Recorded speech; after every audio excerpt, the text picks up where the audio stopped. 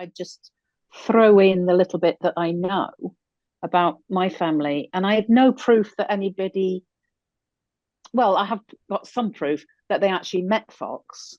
But in 1653, George Fox went to a place called Mosedale in Cumberland, and he was with Edward Burrow, who Christopher mentioned, Robert Widders, and a Yorkshireman called John Blakeling.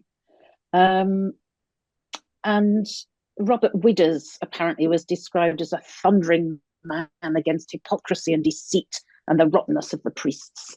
So there was obviously quite a powerful band of folk up there. Little place called Mosedale, parish of Coldbeck, which again was linked in with, I think it was Christopher.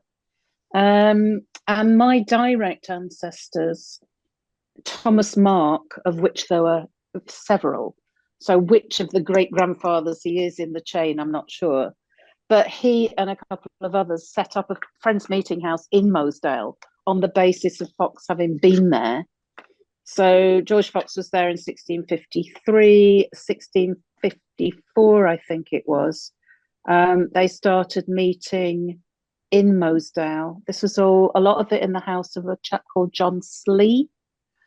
And I know my family, the Marks, married into the Slees, the Peacocks, the Greenhouse, and various others in the area. So at some level, I'm kind of related to most of that little bit of Cumberland. So my claim to fame is that at least some of them must have met George Fox in person. So I'm quite proud of that. And when I first came across my Quaker ancestors, that's almost the first bit that I found. And it's like, whoa, fancy that. Fancy them all knowing him. So yeah, and he must have been incredibly charismatic.